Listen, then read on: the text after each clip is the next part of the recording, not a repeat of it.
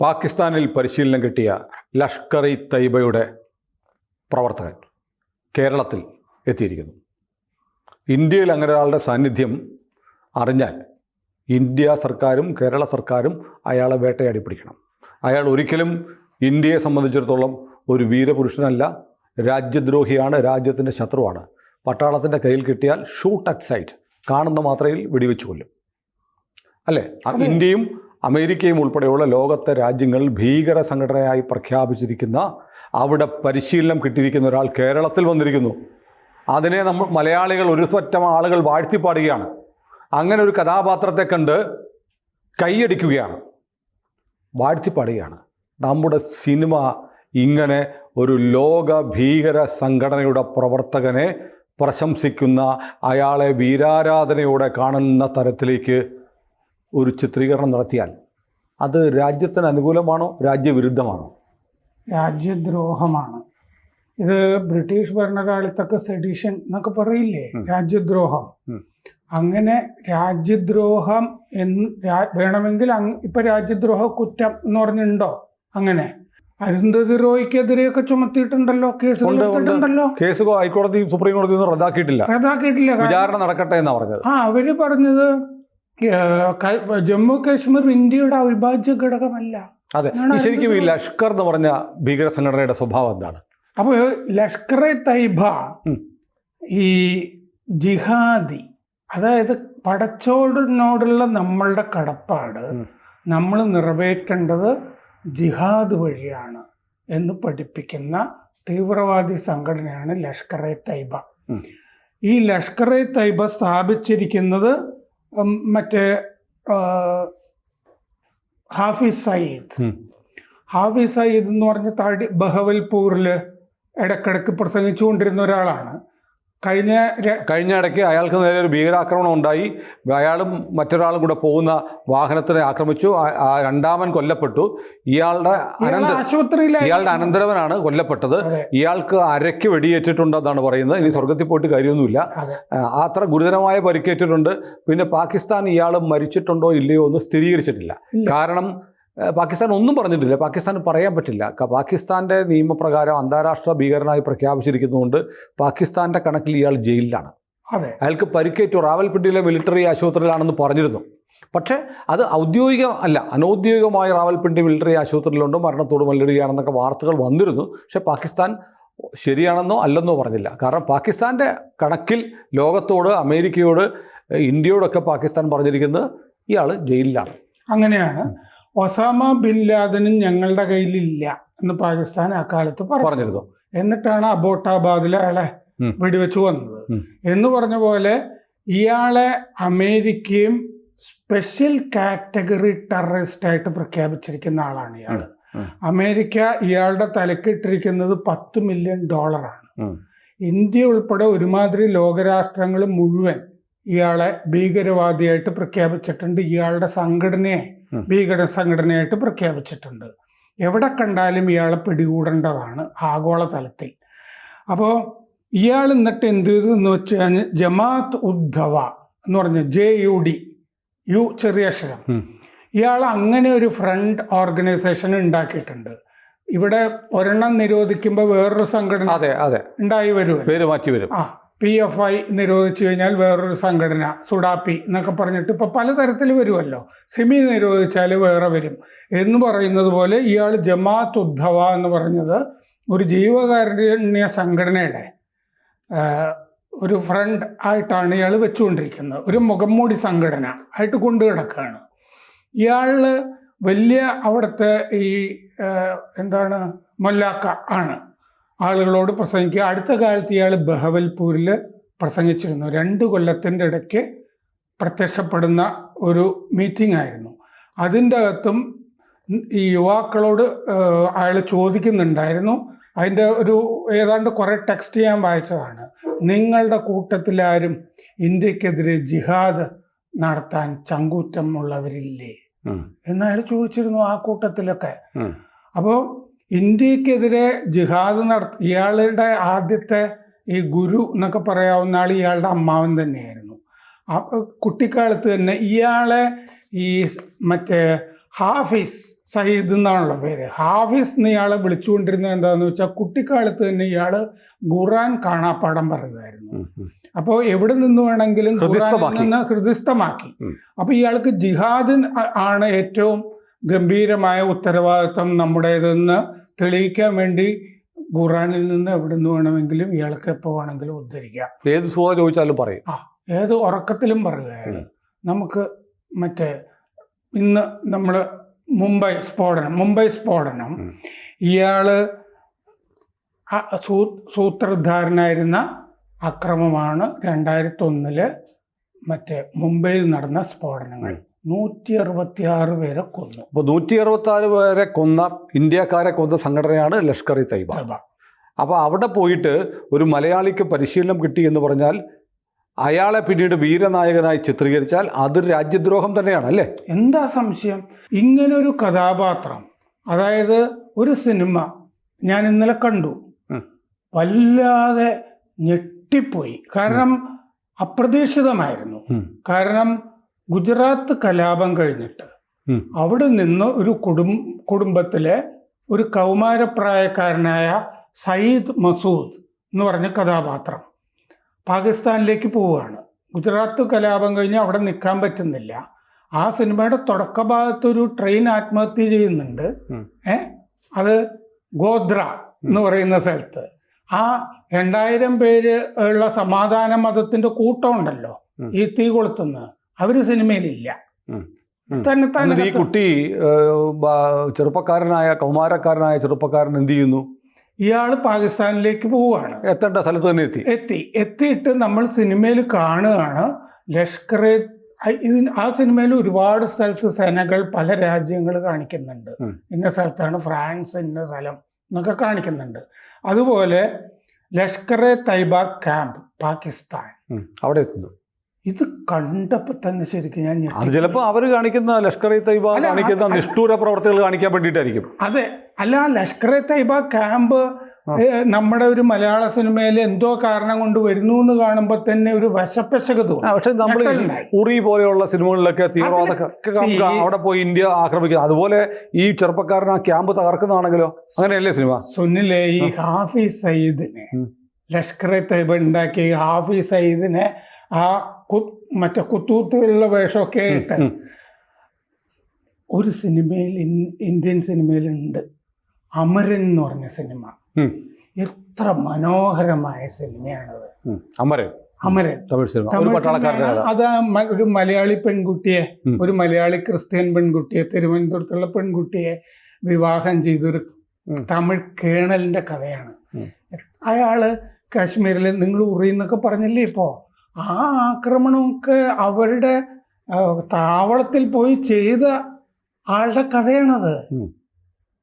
കശ്മീർ തീവ്രവാദികളെ അവരുടെ മടയിൽ പോയി ആക്രമിച്ച് ഒരുപാട് ഓപ്പറേഷൻസ് നടത്തിയ റിയൽ ലൈഫ് ഹീറോയുടെ കഥയാണത്. അല്ല, ഇതിനകത്ത് ഇപ്പൊ ഈ ചെറുപ്പക്കാരൻ ഈ ലഷ്കർ ഇ തൈബയുടെ ക്യാമ്പിൽ പോയിട്ട് ഒരുപക്ഷെ ക്യാമ്പ് തകർക്കുകയാണ് ചെയ്യുന്നെങ്കിൽ അങ്ങനെയാണോ സിനിമ?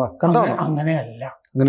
ലഷ്കർ ഇ തൈബ ക്യാമ്പിൽ പോയിട്ട് ലഷ്കർ ഇ തൈബയുടെ മേധാവി ഇയാൾ ഉൾപ്പെടെയുള്ള കുറെ യുവാക്കളെ പഠിപ്പിക്കുകയാണ്. എല്ലാ തരം വൃത്തികേടുകളുടെയും കേന്ദ്രമാണ് ഹിന്ദുസ്ഥാൻ. എല്ലാ തരം വൃത്തികേടുകളും ചെയ്യുന്നവരാണ് ഹിന്ദുസ്ഥാനികൾ. നിങ്ങളിത് എന്ന് പറഞ്ഞിട്ട് ഇവര് ചില സ്ഥലങ്ങളിൽ ആസാദി എന്ന് പറയുന്ന കേട്ടിട്ടില്ലേ?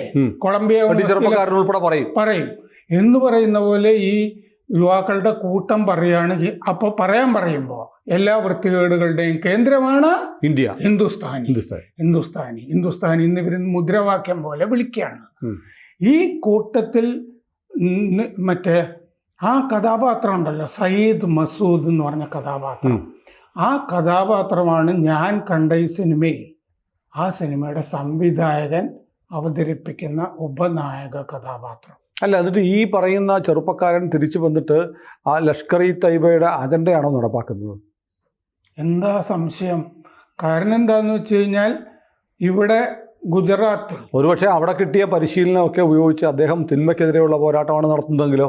അങ്ങനെയൊക്കെ ആയിരുന്നെങ്കിൽ, അല്ലെങ്കിൽ ആ ലഷ്കർ ഇ തൈബ എന്ന് പറഞ്ഞത് ഒരു വൃത്തികെട്ട സംഘമാണ്, ഭീകര സംഘമാണെന്ന് മനസ്സിലാക്കി അതിനെ സംബന്ധിച്ചിട്ടുള്ള വിവരം ഇവിടുത്തെ അന്വേഷണ ഏജൻസികൾക്കൊക്കെ കൈമാറുകയും അങ്ങനെയൊക്കെ ഒരു നന്മമരമായിട്ടായിരുന്നു ഈ കഥാപാത്രമെങ്കിൽ കുഴപ്പമില്ലായിരുന്നു. ഇതിൻ്റെ അകത്ത് IB ഉദ്യോഗസ്ഥരെ കൊല്ലുക, ഇന്ത്യയുടെ ആഭ്യന്തരമന്ത്രിയെ ചീത്ത പറയുക, നശിപ്പിക്കുക, പിന്നെ ഇന്ത്യയുടെ ദേശീയതയ്ക്കെതിരെ സംസാരിക്കുക. ഗുജറാത്ത് കലാപം കൊണ്ടാണല്ലോ പാകിസ്ഥാനിൽ പോയത്. അപ്പൊ ആ കലാപത്തിന് കാരണക്കാർ എന്ന് പറയുന്നതായിട്ട് കാണിക്കുന്ന ഹിന്ദുക്കളെ അവരെ വകവരുത്തുക. അത് പോട്ടെ, അത് വേണമെങ്കിൽ അവരുടെ ജന്മ ലക്ഷ്യമാണെന്ന് പറയാം. ഞാൻ പറയുന്നത് ലഷ്കർ-e-തയ്യബയുടെ ക്യാമ്പിലേക്ക് ഒരു കഥാപാത്രം പോകുന്നതായി ചിത്രീകരിച്ചു എന്നതുകൊണ്ട് രാജ്യദ്രോഹമാണെന്ന് പറയാൻ പറ്റുമോ? അവിടെ പരിശീലനം കിട്ടിയിട്ട് വന്ന ആളുകൾ ഇന്ത്യക്കെതിരെ വല്ലതും ചെയ്യുന്നുണ്ടോ? ആ പരിശീലനം കിട്ടിയിട്ട് വരുന്ന ആളുകൾ ഞാൻ ഈ പറഞ്ഞ കാര്യങ്ങളൊക്കെ ചെയ്യുന്നുണ്ട്. ആ കലാപത്തിന് കാരണക്കാരനാണെന്ന് ഇവർ കരുതുന്ന ആളെ ശരിപ്പെടുത്തുന്നുണ്ട്. പിന്നെ ഈ ചാര സംഘടനകൾക്ക് വിവരം കൊടുക്കണം എന്നാണല്ലോ ഞാൻ നേരത്തെ പറഞ്ഞു. അങ്ങനെയല്ല, അതിൽ പ്രവർത്തിക്കുന്നവരെയും ശരിപ്പെടുത്തുന്നു, ചാര സംഘടനപ്പെട്ടവരെയും റെഡിയാക്കുന്നുണ്ട്. അപ്പോൾ ലഷ്കർ-e-തയ്യബ ഭീകരൻ തന്നെയാണ് ഇതിലെ ഉപനായകൻ. കാരണം എന്താന്ന് വെച്ച് കഴിഞ്ഞാൽ ഈ അവിടെ പഠിപ്പിച്ചിരിക്കുന്നത് ജിഹാദാണ് പടച്ചോന് വേണ്ടത് എന്നുള്ളതാണല്ലോ. അപ്പൊ ഇയാളുടെ രീതിയിലുള്ള ഈ ജിഹാദികളെ തൃപ്തിപ്പെടുത്തുന്ന കാര്യങ്ങളാണ് ഇയാൾ ഈ സിനിമയിൽ ഉടനീളം ചെയ്തുകൊണ്ടിരിക്കുന്നത്. അതിനുവേണ്ടി അയാൾക്ക് ആഗോളതലത്തിൽ കിട്ടുന്ന കഥാപാത്രത്തിൻ്റെ പേര് ഖുറൈശി എന്നൊക്കെയാണ്. പക്ഷെ ആ ഖുറൈശിക്ക് ഇവിടെ നെടുമ്പള്ളി എന്ന് പറഞ്ഞ വേറൊരു മതത്തിലെ പേരും ഉണ്ട് എന്ന് പറഞ്ഞാൽ ഞാൻ ഉദ്ദേശിക്കുന്നത് നമുക്കത് സിനിമയെക്കുറിച്ച് നമുക്ക് ചർച്ച ചെയ്യണ്ട. ഞാൻ ചോദിക്കുന്നത് ഈ സിനിമയ്ക്കകത്ത് ഒരു ലഷ്കർ-e-തയ്യബയുടെ ഭീകരനെയാണോ ഉപനായകനായി അവതരിപ്പിച്ചിരിക്കുന്നത്? ഈ ലഷ്കർ-e-തയ്യബയുടെ ഭീകരനാണ് ഇതെന്ന് പിന്നീട് ഇതിൻ്റെ അകത്ത് പറയുന്നില്ല. പക്ഷേ അവിടെ പരിശീലനം കിട്ടിയ ആളെ കൊണ്ട് ഏതെങ്കിലും ഘട്ടത്തിൽ ലഷ്കർ-e-തയ്യബയിൽ പരിശീലനം കിട്ടിയെന്ന് കാണിക്കുന്നുണ്ട്. പരിശീലനം കിട്ടുന്നതോടെ അവരുടെ ഭീകരനായി.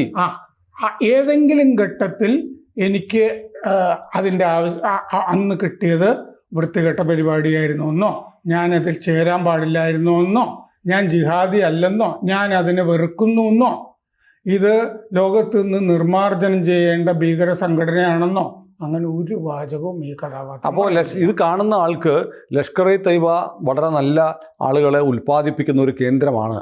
അങ്ങനെ അവിടെ നിന്ന് ലഷ്കർ-e-തയ്യബയുടെ പരിശീലനം കിട്ടി പുറത്തു വരുന്നവർ വീരനായകന്മാരാണ് എന്ന് തോന്നും. അതാ ലഷ്കർ-e-തയ്യബയിൽ നിന്നും ഈ ജിഹാദി പരിശീലനം നേടി വരുന്ന സയ്യദ് മസൂദ് എന്ന് പറഞ്ഞ ആള് ഈ തിന്മയ്ക്കെതിരെ പോരാടുന്ന ഒരാളാണ്. അപ്പോൾ ലഷ്കർ-e-തയ്യബ പഠിപ്പിക്കുന്നത് തിന്മയ്ക്കെതിരെയുള്ള പോരാട്ടമാണ്. ആ തിന്മയുടെ പേര് ഹിന്ദുക്കൾ എന്നാണ്, ഹിന്ദുസ്ഥാൻ എന്നാണ്. എക്സാക്ട്ലി, അതാണ് ഇതിൽ കാണിക്കുന്നത്. ഏതായാലും ഞാൻ ആ ഒരു രംഗം സത്യത്തിൽ ഈ സിനിമയിൽ ആവശ്യമേ ഇല്ല. ഞാൻ ഈ പറഞ്ഞപ്പോൾ തന്നെ മനസ്സിലാവും. ആ രംഗം ഒരു 2 മിനിറ്റ് 2.5 മിനിറ്റ് ഒക്കെ ഉണ്ട്. അത് ഇതിൽ നിന്ന് മുറിച്ച് നീക്കിയാൽ ഈ സിനിമയ്ക്ക് ഒരു ദോഷം വരാനില്ല. ആര് മുറിച്ച് നീക്കാൻ? പ്രസൂൻ ജോഷി എന്ന് പറഞ്ഞാൽ സാറിൻ്റെയൊക്കെ നരേന്ദ്രമോദിയുടെ പെറ്റല്ലേ ഇന്ത്യയിലെ സെൻസർ ബോർഡിൻ്റെ ചെയർമാൻ? ആ പ്രസൂൻ ജോഷി എന്ന് പറയുന്ന ഒരാൾ ഈ രംഗം മുറിച്ചു മാറ്റാതെ ക്ലിയർ ചെയ്ത് വിട്ടല്ലോ പ്രസൂൻ ജോഷി. അയാളാണ് ഈ പുഴ മുതൽ പുഴ വരെ എന്ന് പറഞ്ഞ രാമസുമന്റെ ചിത്രം കുറെ നാൾ മാത്രമല്ല, ഇവിടെ വർക്കലയുടെ മകളോ മറ്റോ ആയിരുന്നു ഇവിടുത്തെ കേരളത്തിലെ സെൻസർ ബോർഡിന്റെ അല്ലേ? അതെ, പാർവതിന്നോ റിവ്യൂവിന് പോയതാണല്ലോ. അപ്പോൾ എമർജൻസി എന്ന് പറഞ്ഞ സിനിമയോ കങ്കണ റണാവത്തിന്റെ എത്ര തടസ്സം അതിന് വന്നു, എത്ര രംഗങ്ങൾ അതിൽ നിന്ന് മുറിച്ചു മാറ്റി. അത് കങ്കണ പറയുന്നുണ്ടല്ലോ. അത് കങ്കണ അവസാനം വിലപിച്ചു. ഞാൻ ഈ ഭരണകൂടത്തിൻ്റെ ഭാഗമായി നിൽക്കുന്ന ഈ പാർട്ടിയുടെ ഒരു MP ആണ്. എൻ്റെ സിനിമയ്ക്ക് ഇങ്ങനെയാണെങ്കിൽ മറ്റുള്ളവരുടെ അവസ്ഥ എന്തായിരിക്കും? മറ്റുള്ളവർക്ക് ഒരു പ്രശ്നവും വരത്തില്ല. നിങ്ങൾ ലഷ്കറെ വെള്ളപൂശുക, നിങ്ങൾ ഇസ്ലാമിസ്റ്റുകളെ വെള്ളപൂശുക, നിങ്ങൾ ഹിന്ദുസ്ഥാനെ ശത്രുവായി പ്രഖ്യാപിക്കുക, ഹിന്ദുക്കളെ കൊല്ലുക. ആ സിനിമയ്ക്ക് സെൻസർ ബോർഡ് കിട്ടിയിരിക്കും, സെൻസർഷിപ്പ് കിട്ടിയിരിക്കും. ആ ദൃശ്യം ഈ രാജ്യവിരുദ്ധ ദൃശ്യമാണ്. കാരണം എന്താണെന്ന് വെച്ചാൽ ആ ദൃശ്യത്തെ എതിർക്കുന്ന ഒരു വാചകം പോലും പിന്നീട് ഈ സിനിമയിൽ കാണുന്നില്ല.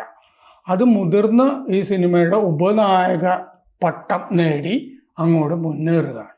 ഇതാണ് അല്ല, ഈ സിനിമയെക്കുറിച്ച് ഒരുപാട് ചർച്ചകൾ നടക്കുന്നുണ്ട്. ഒരുപാട് പേർ അതിലെ നായക കഥാപാത്രത്തിൻ്റെ ഇരട്ടത്താപ്പിനെ, വിശ്വാസവഞ്ചനയെ, ചതിയെ ഒക്കെ പറഞ്ഞ് വിലപിക്കുന്നുണ്ട്. പക്ഷേ അതിനകത്ത് ഇങ്ങനെ ഒരു തീവ്രവാദ എലമെൻ്റ് ഉണ്ട് എന്നത് ആരും പറയുന്നില്ല. ഈ അതിഭീകരമായ രാജ്യവിരുദ്ധ രംഗമാണത്. ഞാൻ ഈ എമർജൻസി കണ്ടതാണ്. അത് പൊതുവെ നോക്കുമ്പോൾ അടിയന്തരാവസ്ഥയുടെ മാത്രം കഥയല്ല.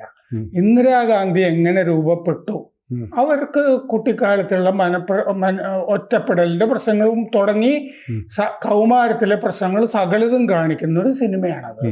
പൊതുവെ നമുക്ക് സിമ്പതി തോന്നുന്ന ഒരു സിനിമയാണ് കണ്ടു കഴിയുമ്പോൾ ഇന്ദിരാഗാന്ധിയോട്. അങ്ങനെയല്ല വേണ്ടിയിരുന്നത്. അങ്ങനെ സിമ്പതി കാണിക്കുന്ന ഒരു സിനിമയിൽ നിന്ന് പോലും കുറേ രംഗങ്ങൾ വെട്ടിമാറ്റിയിട്ടാണ് സെൻസർ ബോർഡ് അത് പുറത്തേക്ക്. അത് ഒരുപാട് മാസം എടുത്തു. അതെ അതെ, ഒരു MP-യുടെ. ഏതായാലും ലഷ്കർ ഭീകരന്മാർ വിശുദ്ധന്മാരാവുന്ന മലയാള സിനിമയ്ക്ക് ആദരാഞ്ജലികൾ അർപ്പിക്കണമെന്നുണ്ട്. പക്ഷേ ദുഷ്ടനെ പന പോലെ വളർത്തും എന്ന് പറയുന്നത് പോലെ അത് വളർന്നുകൊണ്ടിരിക്കുകയാണ്. കാരണം മലയാള സിനിമ ഇന്ന് ലഷ്കർ മനോഭാവമുള്ള ആളുകളുടെ കയ്യിലേക്ക് മാറിക്കൊണ്ടിരിക്കുകയാണ്. ഞാനിപ്പോഴാണ് പെട്ടെന്ന് ഓർക്കുന്നത്, മലയാളത്തിലെ പ്രശസ്തരായ ഒരു നിർമ്മാതാവ് സുരേഷ് കുമാറും മറ്റൊരു പ്രശസ്തനായ നിർമ്മാതാവ് ആൻ്റണി പെരുമ്പാവൂരും തമ്മിലുള്ള ശണ്ടയ്ക്കു പിന്നിൽ പോലും ഇത്തരം കാര്യങ്ങളുണ്ടോ എന്ന് ഞാൻ സംശയിച്ചു പോകുന്നു. ഇത് ഈ സിനിമയുടെ സംവിധായകനെ എനിക്ക് മുമ്പേ സംശയമുണ്ട്. ഞാൻ അദ്ദേഹം സംവിധാനം ചെയ്ത ജനഗണമന എന്ന് പറഞ്ഞിട്ടൊരു, അദ്ദേഹം സംവിധാനം ചെയ്തതല്ല, സംവിധായകൻ വേറെ ആളാണെന്ന് തോന്നുന്നു. അദ്ദേഹം അഭിനയിച്ചതേ ഉള്ളൂ. അഭിനയിച്ചിട്ട് അപ്പോൾ സംവിധായകൻ പറയുന്ന പോലെയും സ്ക്രിപ്റ്റ് എഴുതിയത് പോലെയും അഭിനയിക്കുകയല്ലേ പറ്റുള്ളൂ. അതിന് അദ്ദേഹത്തെ കുറ്റം പറയേണ്ട കാര്യം കേട്ടോ. എന്തായാലും അത് നമ്മൾ തിരക്കഥയൊക്കെ നോക്കിയിട്ടല്ലേ അഭിനയിക്കാൻ ചെല്ലുന്നത്. അങ്ങനെ പറയരുത്. അങ്ങ് പറയുന്ന സിനിമയുടെ ഇപ്പോൾ ഒരു വലിയ വാദം വരുന്നത്, അങ്ങ് പറയുന്ന സിനിമയുടെ നായകൻ ഈ തിരക്കഥ കണ്ടിട്ടില്ല, അദ്ദേഹം അറിഞ്ഞില്ല എന്നൊക്കെ പറയുന്നുണ്ട്. കൊള്ളാം. കൂടുതൽ വാർത്തകളും വിശേഷങ്ങളും നിങ്ങളിലേക്ക് എത്താൻ ABC മലയാളം സബ്സ്ക്രൈബ് ചെയ്യുക, ബെൽബട്ടനും അമർത്തുക.